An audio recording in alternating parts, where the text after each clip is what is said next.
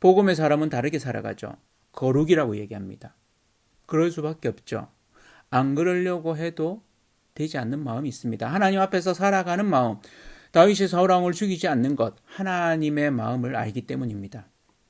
더 기쁜 설교, 오늘은 복음의 사람 다윗 5번째로 존중이라는 주제로 말씀을 나누겠습니다. 사무엘상 24장 1절부터 22절까지 말씀입니다. 질문을 하나 해보겠습니다. 여러분이 엄청 싫어하는 사람이 있어요. 매일같이 괴롭히는 사람입니다. 그를 혼내줄 기회가 왔습니다. 없애버릴 수도 있는 기회죠. 이번 기회에 그를 안 볼 수 있고 더 이상 괴롭힘을 당하지 않을 수 있는 이런 계기가 될 수 있습니다. 지금이 기회죠. 기회인데 유혹이기도 합니다. 당신이라면 어떻게 하겠습니까? 이 기회를 살릴까요? 아니면 포기할까요? 그를 없애버리는 겁니다. 이게 마음에 걸리죠. 맞습니다. 마음에 걸립니다. 내가 살기 위해 그를 없애버린다? 지금 다윗이 그러합니다. 엔게디 광야의 한 동굴에 숨어 있습니다. 엔게디 동굴은 사해 주변에 있습니다. 그곳은 지형이 엄청 꼬불꼬불한 광야인데요. 곳곳에 동굴도 많습니다. 엔게디의 뜻이 새끼 염소의 우물이라는 뜻입니다. 여기에는 폭포나 계곡, 오아시스도 있어서 엔게디라고도 불리는 것 같습니다. 그러니까 새끼 염소의 우물 이런 뜻을 가지고 있죠. 사진을 보시면 이렇게 알 수 있습니다. 다윗이 유다 광야로 이어지는 이곳 엔게디에 숨어 있다는 말을 듣고 사울 왕이 찾아옵니다. 광야 사진을 이렇게 보시면 광야가 이 계곡들이 이렇게 있죠. 그래서 한쪽 편에서 걸어서 반대편에 가까운 거리이지만 이제 거리상으로 굉장히 멀죠. 이렇게 부를 수 있는 지근 거리에 있지만 불러도 금방 넘어올 수 없는 이런 계곡입니다. 오늘 본문 24장 1절에 보면 사울이 블레셋 사람을 쫓다가 돌아오매 어떤 사람이 그에게 말하여 이르되 보소서 다윗이 엔게디 광야에 있더이다 하니 그렇습니다. 사울은 3,000명을 데리고 다윗과 그의 사람들을 쫓으러 다닙니다. 이제 숨어 있다가 이렇게 들통나기 쉬운 상황입니다. 깊은 만큼 다른 한편으로는 점점 쪼여오는 위협감을 느끼고 있는 다윗입니다. 잡혀서 죽을 일이 눈앞에까지 와 있는 상황입니다. 3,000명이 이렇게 흩어져서 찾는다 하면 이 위협감, 압박감을 상당히 느낄 수 있겠죠. 우연히 다윗이 숨어있던 굴에 사울 왕이 용변이 급해서 무기를 다 풀어헤치고 용변을 보게 됩니다. 신하들은 바깥에서 지켜봅니다. 사울 왕은 편안하게 용변을 봅니다. 그의 무덤이 될지 어떻게 알았겠습니까? 바깥을 보면서 사해를 바라보며 광야의 빛 가운데 시원함을 느꼈습니다. 구라는 아예 보이지도 않습니다. 신경도 쓰지 않았던 것 같습니다. 그런데 그 안에 다윗 일행이 숨어 있었습니다. 굴이 엄청 컸던 것 같습니다. 신하들은 무언의 행동을 합니다. 지금이 기회라고. 당장 죽이십시오라고. 어떻게 했겠습니까? 손짓을 했을 수도 있겠죠. 그러나 또 거리가 있어서 또 그들이 이야기를 한 걸로 이래 나옵니다. 다윗도 이런 상황 가운데 영향을 받습니다. 이 다윗과 함께 했던 이들이 하나님이 주신 기회라고까지 이야기하거든요. 4절에 보면 다윗의 사람들이 이르되 보소서 여호와께서 당신에게 이르시기를 내가 원수를 내 손에 넘기리니 내 생각에 좋은 대로 그에게 행하라 하시더니 이것이 그날이니이다 하니 다윗이 일어나서 사울의 겉옷 자락을 가만히 베니라. 지금 이 기회를 잘 활용하면 더 이상 도망다니지 않아도 됩니다. 이제는 도망다니다가 지칠만도 합니다. 도망자의 신세를 끝내고도 싶습니다. 그래서 왕의 옷자락을 살짝 뺍니다. 그러나 이내 마음이 찔림을 경험합니다. 무엇이 다윗의 마음을 다시 붙잡았을까요? 그것은 하나님을 믿는 이의 마음입니다. 사람을 죽이는 것. 원수면 죽일 수 있겠죠. 그런데 하나님이 기름 부으신 왕을 내가 다윗은 여전히 사울을 왕으로 생각하고 있습니다. 그는 하나님 앞에서 그러한 마음을 다 잡습니다. 사울이 이를 다 보고 나가서 제법 거리가 떨어진 가운데 있을 때, 그러니까 계곡 하나를 건너서 반대편으로 갔을 때, 거리상으로는 가깝지만 건너올 수 없는 그 거리에 있을 때 다윗은 사울 왕을 부릅니다. 그에게 알리죠. 아주 인간적입니다. 사울 왕을 향해 절을 합니다. 존경의 뜻, 존중의 뜻을 드러냅니다. 그리고는 설명하죠. 당신을 죽일 수도 있었지만 그러지 않았다고. 왜요? 그 이유를 설명합니다. 이유는 하나님 앞에 죄를 짓지 않기 위해서라고 얘기합니다. 그것이 하나님이 기뻐하시는 일이 아니기 때문입니다. 여러분은 어떻습니까? 나를 괴롭힌다고 해서 그 괴롭히는 친구를 죽일 수 있겠습니까? 순간적으로 확, 그러나 하나님을 믿는 이는 그럴 수 없습니다. 왜요? 하나님이 그것을 싫어하시기 때문에. 그것이 하나님의 마음입니다. 생명을 그렇게 해서는 안 되는 것이죠. 사람을 죽이는 것, 특별히 하나님이 기름 부으신 왕을 감히 죽일 수 없습니다. 그래서 12절에 이렇게 얘기하죠. 여호와께서는 나와 왕 사이를 판단하사 여호와께서 나를 위하여 왕에게 보복하시려니와 내 손으로는 왕을 해하지 않겠나이다. 15절에 한 번 더 얘기하죠. 그런즉 여호와께서 재판장이 되어 나와 왕 사이에 심판하사 나의 사정을 살펴 억울함을 풀어주시고 나를 왕의 손에서 건지시기를 원하나이다 하니라. 다윗은 자신의 어려움을 토로합니다. 얼마나 힘들었겠습니까? 그렇게라도 자신의 상황을 말하고 있습니다. 속이 좀 풀리지 않았겠습니까? 자신이 왕을 죽일 수 있는 기회가 있었습니다. 유혹이 되었습니다. 그는 그것을 표현하고 있습니다. 그는 마음에 찔림이 있었습니다. 왜 그렇습니까? 단순히 옷자락을 자른 정도가 아니라 그것이 함의하고 있는 뜻이 있기 때문입니다. 그것은 왕을 심지어 죽이고 싶다는 마음이 표현된 것입니다. 감히 하지 못할 행동이지만 자신의 힘듦이 표현된 거죠. 5절에 이렇게 얘기합니다. 그리한 후에 사울의 옷자락 뱀으로 말미암아 다윗의 마음이 찔려. 이것이 그리스도인의 마음입니다. 하나님 앞에서 살아가는 자의 마음. 다른 이야기로 하면 양심의 소리죠. 사울이 다윗의 이야기를 듣고는 마음이 동합니다. 그리고 바른 말을 하죠. 17절에 다윗에게 이르되 나는 너를 학대하되 너는 나를 선대하니 너는 나보다 의롭도다. 19절에는 사람이 그의 원수를 만나면 그를 평안히 가게 하겠느냐. 내가 오늘 내게 행한 일로 말미암아 여호와께서 내게 선으로 갚으시기를 원하노라. 다윗이 참 잘했습니다. 사울 왕에게 메시지를 보낸 것이죠. 옷자락을 자른 것이 증거가 되니까요. 자신의 옷자락이 잘린 것을 보면서 정말 그러하다라는 것을 확인하게 됩니다. 그리고는 사울 왕이 다윗을 축복합니다. 20절이죠. 보라, 나는 내가 반드시 왕이 될 것을 알고 이스라엘 나라가 내 손에 견고 있을 것을 아노니. 사울의 본심이 나옵니다. 하나님을 떠난 자, 사울왕 그 감정이 이 상황에서 울부짖습니다. 바른 소리를 합니다. 죽을 뻔했는데 너는 나를 살렸구나. 나와 다르구나. 내 중심에는 하나님이 있구나. 나는 그렇지 않은데. 사울은 알아보게 된 겁니다. 하나님의 영이 그와 함께 할 뿐만 아니라 그의 중심이 하나님께 늘 향해 있음을 알고 있는 거죠. 다윗을 영적으로 보고 있습니다. 하나님이 그를 지키시고 그의 왕위도 견고하게 할 것을 그는 선언합니다. 예언합니다. 왜요? 사울 왕 역시 하나님의 역사를 경험했습니다. 복음의 사람은 다르게 살아가죠. 거룩이라고 얘기합니다. 그럴 수밖에 없죠.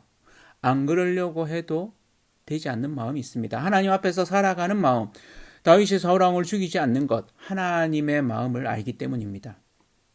차마 그럴 수 없습니다. 인간적인 마음에는 옷자락을 베는 것으로 드러나듯이 당장이라도 죽이고 싶습니다. 그러나 도망자의 신세로 더 이상 사는 것 끝, 맘 편히 발벗고 살 수 있겠구나 라고 하는 그것을 못하는 것, 하나님이 그걸 기뻐하시지 않기 때문입니다. 그리스도인의 마음에는 이 마음이 있습니다. 저는 이 마음을 거룩한 존중이라고 생각합니다. 다윗은 사울왕을 거룩한 존중으로 대합니다. 그로 인해 다윗은 사람들로부터 나중에 존중받습니다.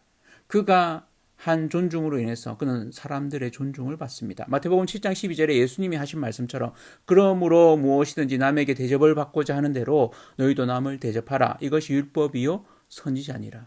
아멘. 마태복음 7장 2절에는 이렇게 말하죠. 비판을 받지 아니하려거든 비판하지 말라. 이 일로 말미암아서 다윗은 존중을 받습니다. 그는 하나님의 은혜를 경험했습니다. 광야에서 양을 지킬 때 사자와 곰에게서 하나님이 지켜주셨습니다. 마찬가지로 골리앗 앞에서 하나님이 그를 지켜주셨고 골리앗을 넘어뜨리게 했습니다. 사무엘 선지자를 통해서 은혜를 경험했습니다. 하나님이 베푸신 은혜, 집에서는 별 볼 일 없던 그를 알아보시고 기름 부으셨던 그 사무엘. 왕자인 요나단으로부터도 그의 왕자의 옷을, 칼을 받았습니다.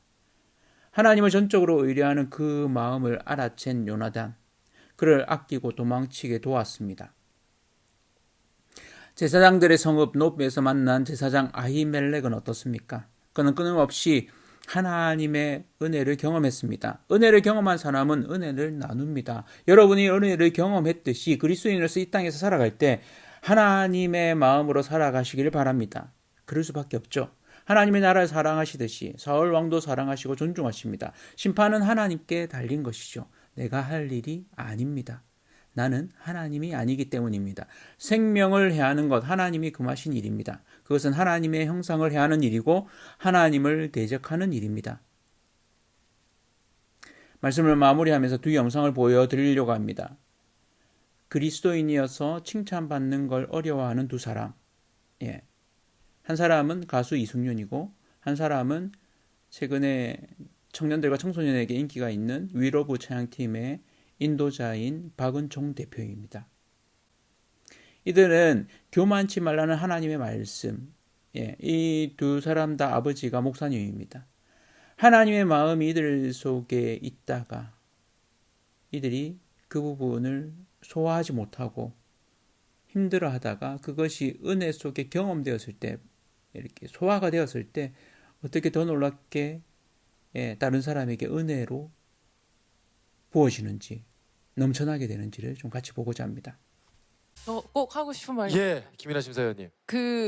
저희는 30호님을 이제 대중분들에게 일종의 어떤 소개팅을 해주는 역할을 하기 때문에 좀 설레발이지만 30호님 굉장히 이제 앞으로 인기몰이 하실 것 같아서 스스로가 자꾸 나한테 왜 이런 평가하지? 나 왜 좋아하지? 아니, 난 애매해. 조금 그렇게 하는 게 아마 마인드 컨트롤의 일환일 수도 있지만 30호님이 자연스럽게 애정이나 사랑이나 인정을 받아주시기만 하면 훨씬 더 멋있어지실 것 같아요. 아마 그 사연이 너무나 길게 있겠죠. 근데 충분히 이제 크게 사랑을 받을 마음을 넓게만 열어주셨으면 좋겠는데 네. 저 잘못했어요. 아니, 왜 이렇게 혼내시고 그러세요? 아니, 혼낸 게 30호를. 아니라 예. 저는 너무 큰 대스타가 되실 분이라 이제 알죠. 그 준비를 저희들의 기대예요. 네. 준비를 해달라는 아이고 이거 너무 말씀이시고요. 우네. 이거 큰일 났네. 왜 그래? 세상에 우는 사람이 제일 싫다고 해놓고서. 그러니까 엄청 놀려야겠어요 오늘. 야, 근데 일부러 울었다고 아시는 분들이 많아가지고 예. 참고 있는 거예요. 아, 근데 그 벅찼던 그 의미는 뭘까요? 제가 끝나고 인터뷰실에서 말하면 안 될까요? 지금 그럴게요. 말하다 울 것 같아가지고. 예, 알겠습니다. 그래 말하죠. 제 인생에 있어서 되게 쉽지 않은 영역이거든요. 칭찬을 받아들인다는 게. 저는 제 깜냥을 잘 알고 있다. 그래서 이거 이상으로 욕심 부리지 말아라 라고 항상 생각하면서 살았기 때문에 좋은 말들이 약간 항상 좀 거리감이 있었거든요. 그래서 칭찬을 받아들여라 라고 말씀을 해주셔가지고 김이나 심사위원님께서 어쩌면 내 그릇이 조금 더 클 수도 있구나. 진짜 감사해요. 저를 진짜 감사해요. 근데 저는 또 궁금한 게 대표님께서 애정결핍이라고 하셨잖아요. 근데 생각해보면 저도 어린 시절에도 지금도 물론 그렇고 누군가한테 인정받고 사랑받고 싶어하는 마음은 누구나 같다라고 생각을 하는데 특별히 애정결핍이라고 칭할 만큼 뭔가 조금 더 특별히 대표님을 힘들게 하셨던 뭔가가 있었는지 궁금해요. 제가 이제 돌이켜서 저의 삶을 돌아봤을 때 생각을 해보면은 이게 사실 사랑받고 싶다는 마음 자체가 문제가 되는 게 아니잖아요. 근데 저는 이걸 죄라고 생각했던 것 같아요. 왜요? 그러니까 하나님을 사랑해야 되고 예수님을 사랑해야 되고 나의 모든 삶이 예수님을 향해야 된다라고 늘 배워왔거든요. 그러니까 제가 드러나면 안 된다라고 전 늘 배웠어요. 그러니까 하나님의 영광을 제가 가로채는 것처럼 이게 학습이 된 거예요. 내가 사랑받는 게. 그러다 보니까 내가 인정받고 싶어하고 사랑받고 싶어하고 내가 관심을 받고 싶어하는 게 이게 나의 죄성에서 비롯된 거다라고 저 스스로 계속해서 생각을 하게 되고, 나는 왜 그러면은 계속 이렇게 죄성에서 살아야 되지? 나는 왜 이렇게 죄인으로만 살아야 되지? 어렸을 때부터 내가 하나님을 경험했고 믿었고, 그리고 하나님 말씀대로 살고 싶은데, 이 내가 인정받고 싶어하는 이 죄악이 나를 계속 붙잡고 있는데 하나님 저희가 어떻게 해결할 수 없을까요?를 계속해서 기도하고 갈망했었던 것 같아요. 그래서 지금은 이거 자체를 선하게 쓰시는 하나님을 제가 알고 지금 당연히 서로 사랑하는 게 맞잖아요. 그러니까 하나님도 사랑하는 것처럼 이웃도 사랑해야 되는 게 당연히 맞는 건데, 그 당시에는 너무 한쪽에만 편향돼서 나란 존재 자체는 철저히 부서지고 낮아져야 됨에 몰두하다 보니까 난 사랑받으면 안 되고 인정받으면 안 되고 오로지 하나님만 드러나야 돼가 너무 강하다 보니까 이걸 계속해서 죄 스스로를 엄청 몰아갔던 것 같아요. 너 죄인이고 너 그렇게 하면 안 되고, 약간 그래서 오히려 신앙으로 많이 싸운 것 같아요. 영상을 잘 보셨습니까? 하나님의 사람은 은혜를 압니다. 그래서 은혜를 베풉니다. 거룩한 존중으로 살아갑니다. 용서하죠. 자신이 하나님이 아닌 걸 알기 때문에 하나님께 맡깁니다. 하나님이 저와 여러분의 속에서 일하십니다. 하나님의 일하심을 막지 마십시오. 나의 마음이 앞서서 하나님의 일하심을 막는 일들이 없기를 축복합니다. 하나님의 은혜가 나의 삶 속에, 여러분의 삶 속에 거룩한 존중으로 드러나게 하십시오. 거룩한 용서로 드러나게 하십시오. 평범하지만 다른 삶을 사십시오. 그것이 복음의 능력입니다. 하나님이 아시고 하나님이 갚아 주십니다. 그렇게 답답할 수도 있는 매일매일의 삶 가운데 은혜로 살아가시는 저와 성도님들 되기를 축복합니다. 각박한 세상 가운데 존중하며 거룩한 존중으로 사시기를 축원합니다. 하나님의 은혜를 세상이 알게 됩니다. 은혜의 사람으로 사람을 존중하고 세상과 다르게 살아갈 때 하나님이 여러분을 축복하시고 사용하십니다. 그러한 여러분을 저 역시 응원합니다.